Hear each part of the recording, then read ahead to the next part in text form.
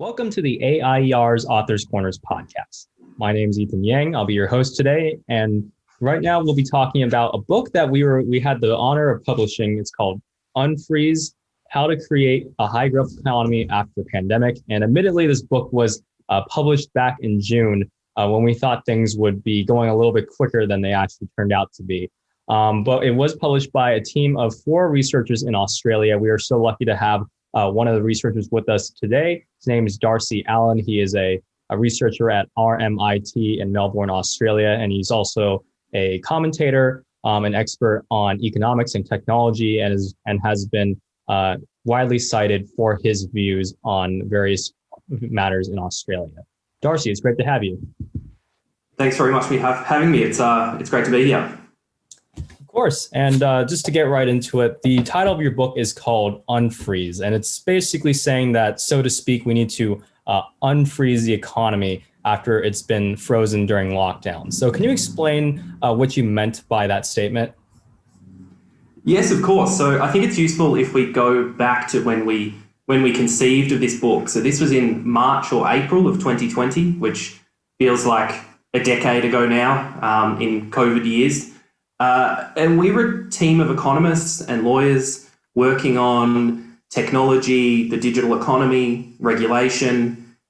And when we saw the initial responses to COVID come out, so the initial government responses, we had a pretty strong feeling that this problem has been misdiagnosed and that there may be quite large implications from this misdiagnosis of the economics of what's going on here.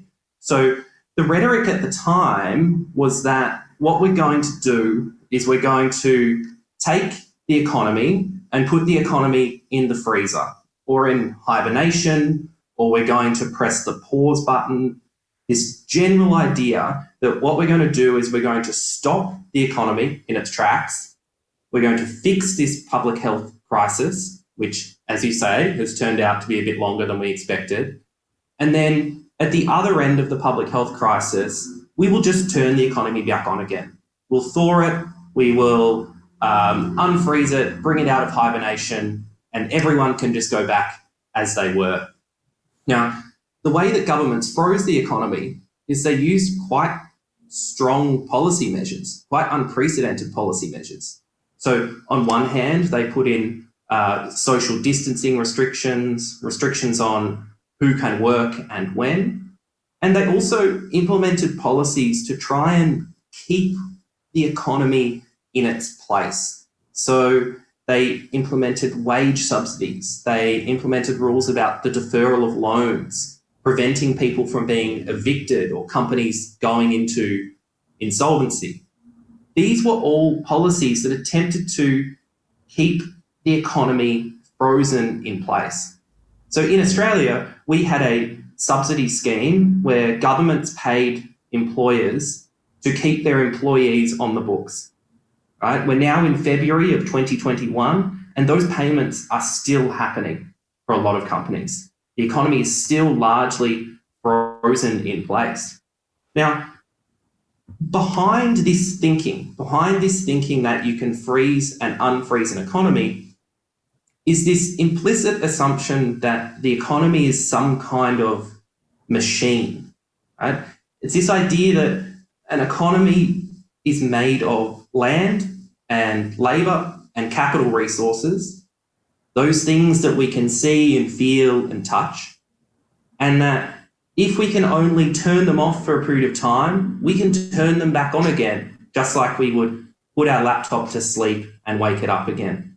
Now, from this perspective, freezing the economy makes sense if you think of the economy as some kind of machine that can be suspended in time. And if we can just apply enough fiscal and monetary stimulus, we can set everything back in motion again and turn it online. But understanding an economy in this way is a theoretical mistake. Well, in normal times, it is a theoretical mistake. In times of such rapid restructuring of a pandemic, this is a disastrous theoretical and practical mistake. So what we have in an economy is, it's not a machine, right? Economies are made of people who are engaging in complex relationships and trades using institutions like the price mechanism and various different organizational forms, right? Economies are organic networks of relationships. They can't be frozen in time, right? Contracts are still subject to the passage of time, okay? Our economic relationships and preferences have also changed. We are different people than we were in March 2020. We have different preferences, we have different budgets, we have different desires. And so ignoring this idea that an economy is actually a complex network of trade and specialization and people, governments came in and said, okay, we're going to freeze the economy and we will unfreeze it on the other side. Now, that's a very big problem. And our book, what we did is we put to the side the problem of the question of, was freezing the economy a good idea or not? The reality was, and it was pretty obvious by April last year, the governments had decided to do this. And so we saw the opportunity to say, okay, well, we haven't really ever done this before. We've never frozen an economy. What are the economics of unfreezing an economy? What policy settings do we need to bring the economy back to life? And so my team and we are a team of economists and lawyers who were working for a long time on economic policies around innovation, talking about deregulation and general economic regulation. Those policy debates that had happened for decades before COVID-19 just became much, much more important. The costs of having a rigid and inflexible system of regulations when you are trying to unfreeze an economy, so having a system that is not powered up for entrepreneurship and adaptability, that is really dangerous if we try and unfreeze the economy. And what some of the policies that we talk about in this book are about are trying to create an institutional framework, a regulatory framework, so that we hope the economy doesn't just thaw into a pile of mush when we completely open up at the other end. So that's definitely one of the topics that you touch on in your book, and you coin a term called Cryo Economics. And like you just said, the economy has fundamentally changed. It is not frozen and has stayed in its place. When we do unfreeze it, quote unquote, it will be fundamentally different. In fact, probably more damaged and much worse. So when it comes to this term cryo economics, what are some special considerations we need to be paying attention to when it comes to addressing the damage that the current lockdowns have done to our economy? That's a great question. And Cryo Economics was actually the first title of the book when we first conceived it. I think thankfully we ended up changing that title. When you coin a title for a book, it's not the most searched term. So we changed it to Unfreeze. But what we were getting at with coining this term cryoeconomics is that an economy is not like a machine, as I mentioned before, but rather the process of freezing and unfreezing an economy is much more analogous to cryogenics or cryopreservation, which is placing a living thing into the freezer and then trying to reanimate it and bring it back to life again.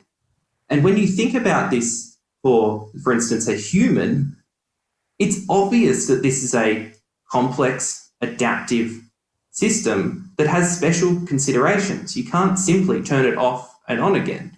There are complex, nested relationships and physiological systems that need to be reanimated in a particular way.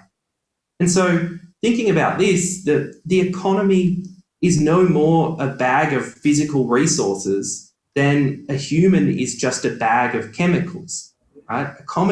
An economy as a system of complex relationships.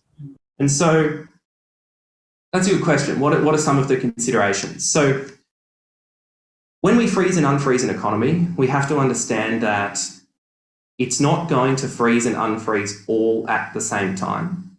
Different jurisdictions, different sectors, different parts of the economy will freeze at some points and unfreeze at others.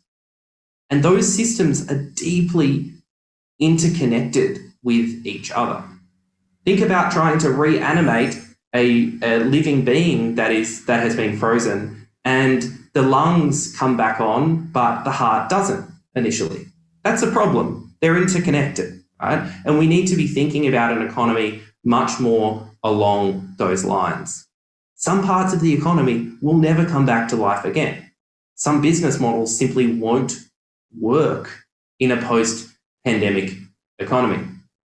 And so from there, the theme that kind of runs through the whole book is the real need for adaptation as we move out of this pandemic phase. We are going to need to adapt to new conditions, and that adaptability will come through local knowledge and local conditions. Places will have to adapt in different ways. And as we may talk about a little bit further, coming out of freezing an economy has to be an entrepreneur-driven process. The fundamental problem is that the economy has changed, but it hasn't been allowed to change as it's been frozen in place. When we come out the other end, we are going to see a rapid, messy, chaotic process of rediscovering all of those patterns of specialization and trade that make an economy run. And as an economist, it's quite clear to me that this problem won't be solved or cannot possibly be solved through central planning. It can't be solved through tweaks of various parts of the economy. This must be solved from the bottom up through entrepreneurial discovery. And we need to be setting some policy conditions that will enable that process to happen.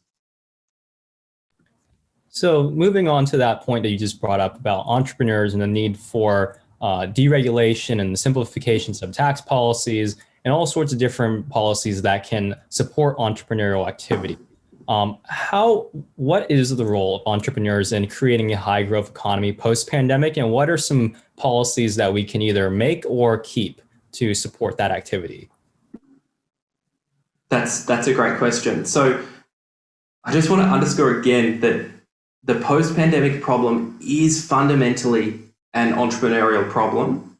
That means that this is because the post-pandemic economy is fundamentally different to the pre-pandemic economy, and that what we need entrepreneurs out there seeking to discover the new, valuable, profitable business models and opportunities that get the economy back up and running again. And I don't just mean technological opportunities. I don't just mean entrepreneurs picking up frontier technologies and creating new business models.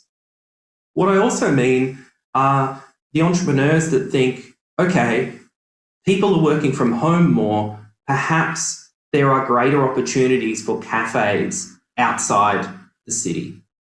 Perhaps we need more co-working spaces in the suburbs. Perhaps we need to build houses in different ways. Perhaps cities have to and will look different. So it's all of these problems that need to be solved by entrepreneurs. But of course, regulations constrain the ability for entrepreneurs to adapt to those problems. When we froze the economy back in March or April or whenever it was in 2020, we froze a set of regulatory frameworks that in many countries were quite overbearing and restrictive. We froze them in time as well. Now, even if we put aside for the minute the problem of was the economy over-regulated in March 2020? right? We can have a conversation about that. I think largely that it was, but let's just say we had the perfect level of regulations at that time. It's still the case that those regulations had co-evolved with an economy to match the way that sectors looked, to match the way that people were engaging and exchanging.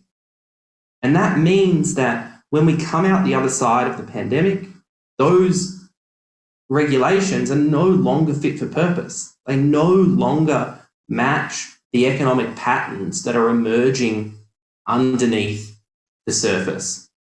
So what we focus on in the book is that, well, if we believe that and we hold that argument, then what we need to do is more along the lines of some kind of extreme deregulation and simplification of the regulatory frameworks.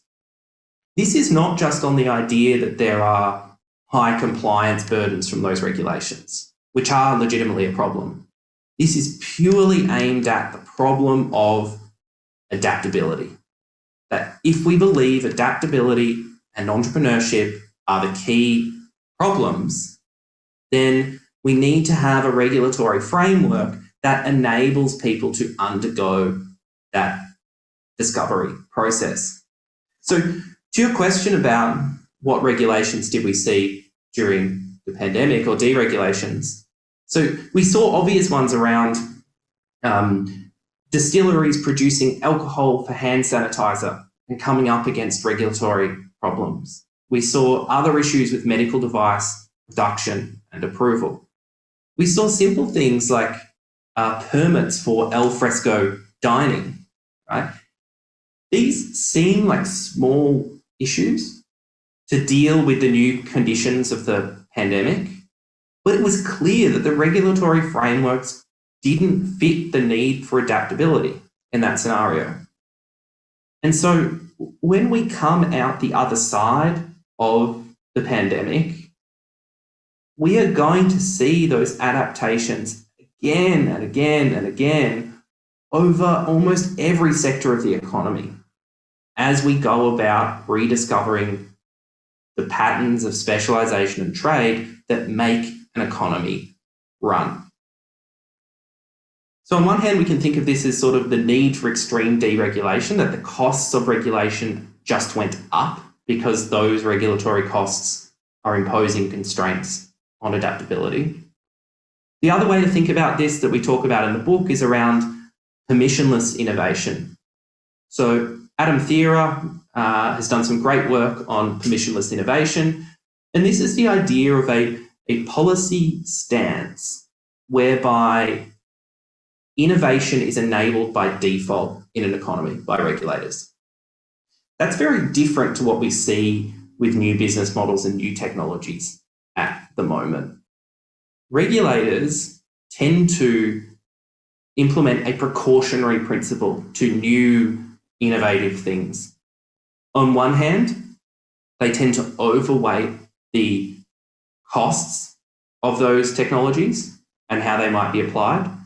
So if you're thinking about drones, for instance, regulators tend to overthink the privacy implications, the chance that someone might be injured, and so on. And on the other hand, they tend to underweight the benefits of new technologies and innovation. As an economist, technological change and innovation are the long-run driver of prosperity and growth. And regulators often fail to see how a business model or technology may provide that kind of benefit. They just simply can't conceive of it. So an important policy stance as entrepreneurs are out there developing new post-pandemic business models is a stance of permissionless innovation, which is the idea that innovation in general should be enabled by default in a regulatory system, and we can sort out the problems that arise later. We can use property rights, we can use courts, we can use a whole range of different governance mechanisms, but at least people are then able to experiment with those technologies and business models. So there's this complex relationship between entrepreneurs who are out there trying to innovate a regulatory system that has bound in place particular rules, and we need mechanisms to enable entrepreneurs to experiment and enable that regulatory system to evolve. So this can also include things like regulatory sandboxes at a basic level. So places where entrepreneurs are able to go and experiment with new technologies. These are valuable things to aid the process of deregulation that we've been advocating for in the book. So in your book, you also mentioned the necessity for a term called polycentric governance, and you cite the great Nobel laureate Elinor Ostrom, who was a professor of economics here in the United States. Can you explain what is polycentric governance and what does that look like when it comes to addressing the needs that we'll have to address when it comes to unthawing our economy? Yes, of course. I'm a big fan of Lynn Ostrom. I've been building on some of her work for a long time in a whole range of different areas. If you haven't been out and read Lynn Ostrom, the listeners out there, she's done some amazing work. Now, this idea of polycentric governance is relatively simple, but it differs strongly from the way that we see public policy processes happening at the moment. So polycentric governance is quite simple. It means having multiple, sometimes overlapping centres of decision-making within an overarching set of rules, rather than having monocentric governance or just single governance that isn't diverse, right? She started working on this in a range of different contexts, focusing on metropolitan police departments, how they might work more effectively when you have smaller departments that understand their local conditions, rather than just coming in and viewing the system as that looks messy and chaotic, so we should centralise it and make it neater. So there's this idea behind polycentric governance that sometimes having multiple areas of decision-making, each making different decisions with their own local conditions in mind, can actually produce a better and more robust outcome in terms of governance. So the reason why we talk about this in the book is that, as we've mentioned, entrepreneurs are going to face a discovery problem coming out the other side of the pandemic, but policymakers are going to have that problem too. How should they deregulate? On what margin should they deregulate? When should they open up the economy? How should they do that? Which policies should they keep? Which policies should they scrap? These are difficult questions. No one knows the answer to those questions. So on one hand, while we can advocate for deregulation across the board, that doesn't actually answer the question of, well, how and where and which deregulation will work best. So in the book, what we argue for is, while the process of going into freezing the economy, so how we freeze the economy, was quite centralised, at least in a country like Australia, there were largely top-down dictates around these industries are closed, these are open, this much stimulus here, this much tax changes here. The process to come out of the pandemic and to discover those policy prescriptions actually has to be pushed down to lower levels of governance. Rather than having centralised plans about how to go in and deal with the public health crisis, we need to push decision-making down to states, to local governments, as low as we can. Now, the reason for that is, there's a few different reasons, but the main one that's important here is that we need governance decisions to more accurately reflect local knowledge in that particular area or jurisdiction. The lower you push that governance, the closer you get policy making to those local conditions. At the same time, when we push governance downwards, we get competition between governance. You can move between jurisdictions. it becomes more obvious what are effective policy prescriptions and what are not. Now, this doesn't fit with the general idea of policy making that we see. So policy making tends to be quite scientistic and wants to be rational and have an overarching plan that's clean and neat. Polycentric governance is messy, it's more dynamic, mistakes will be made, but the point is we reveal information from those mistakes. And I think that's particularly important now as we come out of the pandemic. Now, the other thing we talk about is, so on one hand, what you can do is you can push governance downwards and make it more polycentric in a way, give more legitimate autonomy to lower levels of governance. The other thing we can do is begin to rely more on private governance alternatives rather than public government regulation. Now, this is the idea that when governments deregulate, it doesn't mean there's no governance on the other end. What it means is that other private self-governance alternatives can step in, and sometimes those alternatives are more effective at solving the problem than the government was. We've seen this recently with things like the sharing economy, so things like Uber and Airbnb that have developed private governance mechanisms like reputation ratings and so on to solve a particular trust problem around riders and drivers and matching them and ensuring trust in that transaction.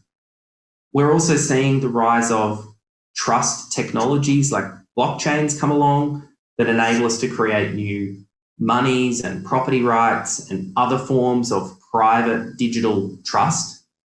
So when the government's thinking about polycentrism, you can think about lowering the level of government, the level of governance downwards, but you can also think about having more or relying more on private alternatives that people can choose between to reveal information. So we've got polycentrism across the private and the public spheres as well.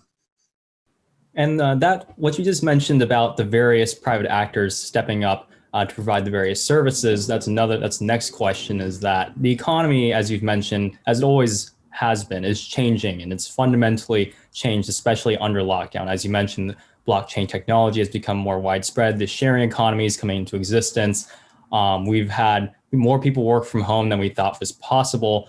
And obviously our laws that regulate all this are based in the past. Especially, for example, in the United States, our labor laws are predicated upon the 9 to 5 Monday to Friday work week. It's basically a remnant of industrial America and not digital America. So what are some really important changes do you think policymakers and regulators have to understand in order to make these laws to make sure that the economy can actually smoothly progress into the next stage? That's a great question as well. So I think people underestimate precisely how much the economy has changed or how much people have changed in this year. So when we think about the demand side of the economy, right, household budgets have shifted massively for a lot of people, whether up or down. People have cancelled holidays, they've postponed weddings, they've put their investment decisions on hold. So we've heard cycles of, oh, house prices are going to plummet. And then it seems in Australia, whenever we come out of a lockdown, the house prices shoot up because everyone's able to go back to auctions again. Our preferences have deeply changed. Well, at least mine have. I can only speak for mine. I care more about my home than I have in the past. I care more about my neighbourhood than I care about the city, and I demand different things close to home than I did before. When people come out the other end of the pandemic, some will be cautious about spending with this kind of air of a recession around. But on the other hand, others will come out and spend heaps of money. They've saved a lot of money. So there's huge demand side changes that we can't really see and feel yet. And as I've sort of underscored here, the policy settings to enable these new patterns to be discovered and created and made profitable are things like the simplification of the tax system, right? Flatter taxes make it easier to start businesses. It's things like, as you say, simplifying some labour restrictions that prevent particular platform business models from emerging. Right? There's a whole host of different regulations that need to be changed here to enable these preferences to be fulfilled and to be discovered. But I think the thing we have to keep in mind is that the pandemic happened at a really interesting time. Now, in the book, we describe this as a pandemic on the cusp of a digital revolution. So for the last few decades, we've seen a big shift in how the economy functions because of the rise of new technologies and new business models. So digital communications technologies are shifting our economy from an industrial economy of factories and trucks and all of that. Imagine the industrial economy. We're shifting towards a digital economy where we do business online. We operate on platforms that have weird pricing models that regulators don't understand very well. We're moving towards digital infrastructure and a digital economy. And there's going to be a huge number of regulatory challenges that previously would have been grappled with over the next decade. But what COVID did was it sped up the process of digital adoption. Right? We're doing this interview over the internet. I haven't been to my office in a year. Right? The digital adoption in the economy sped up very quickly, and governments, I think, are going to have to grapple very quickly with how do you regulate an economy of digital platforms compared to regulating an industrial economy of hierarchies and markets, because they're different questions and they're tough questions, but they're going to come very hard and fast over the next few years, I believe. And that brings me to our last question for what has been a very insightful and informed interview. As you've mentioned, these changes and these realities are going to come whether governments want them or not. How likely do you think governments will be willing to heed the message that you're giving? How prevalent do you think these ideas are in amongst the various bureaucracies across the world? And regardless of whether or not, these governments are in favor of these policies, what can the average person do that's listening to this podcast do to ensure that we get some semblance of what the message that you're advocating in your book? So that's a really tough question, because I see myself as a very optimistic person. Right? We've just written another book, which I'll mention in a second. I'm a sort of techno-optimist, right? I think our lives are getting better all the time. I think we're getting wealthier and healthier, maybe not in the past year, but overall our lives are getting better. But I'm not so optimistic about the regulatory challenges that we face. So on sort of those interested in the liberty movement, we haven't been particularly successful at achieving policy change. Right? Our lives have gotten better. We're seeing a lot of innovation. We're seeing a lot of technological change. But I think a lot of people would agree the government continues to grow. The regulatory state continues to grow. And as part of the liberty movement, what we have done for many, many decades is attempted to achieve policy change in a particular way. We have written books like the ones that we're talking about now. We've appeared before Parliament. We've lobbied our local politicians. Or we've tried to convince the public that these particular ideas are good for everyone. Right? We've attempted to achieve expansions in our liberty through the political process, essentially. And I think we've probably spent too much time now trying to beg for our freedoms back without a whole lot of success. So another book that two of my colleagues and I wrote, which is with Chris Berg and Sinclair Davidson, called The New Technologies of Freedom, which was also, thankfully, published by the AIER later last year. We argue in that book that we have spent too long begging for our liberties and freedoms back, and that what the liberty movement should do, those people interested in the policies that we talk about in this book, is take the suite of new technologies that are available to us, an incredible array of new technologies, blockchains, smart contracts, zero-knowledge proofs, other privacy and encryption technologies, machine learning. There's this whole suite of technologies that today enable us to build new rule systems that people can use. We can build digital platforms using blockchains and smart contracts that secure property rights, transfer value over the internet, enable us to create new organizational forms. And what that means is that we are able to create systems that people can decide to leave the existing government systems and secede to these private systems of governance. Whereas when we think about entrepreneurship, there's two broad types. Entrepreneurs can innovate within the existing regulatory system, within the existing rules of the game. They can start cafes and build businesses and so on.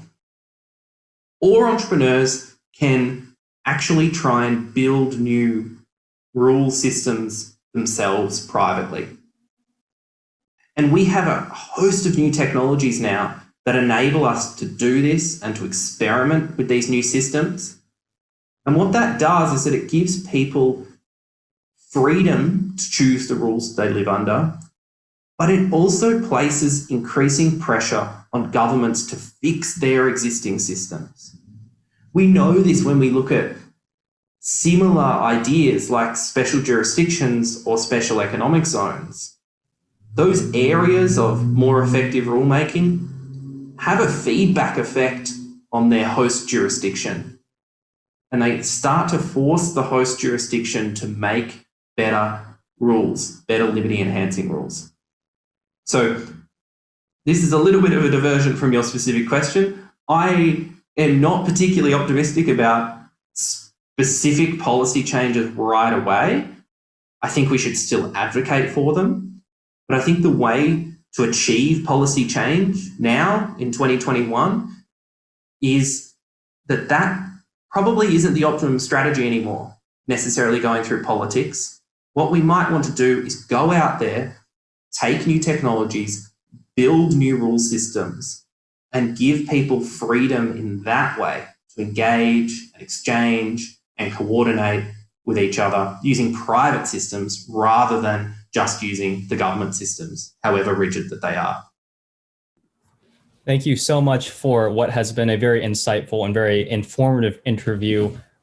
Darcy Allen, one of multiple researchers, author of the book Unfreeze, How to Create a High-Growth Economy After the Pandemic, published by AIER, and it's available on Amazon as well as other places where books may be purchased. To our audience, thank you again for listening to another episode of the AIER's Authors Corners podcast, and please keep a lookout for our next guest. Thank you.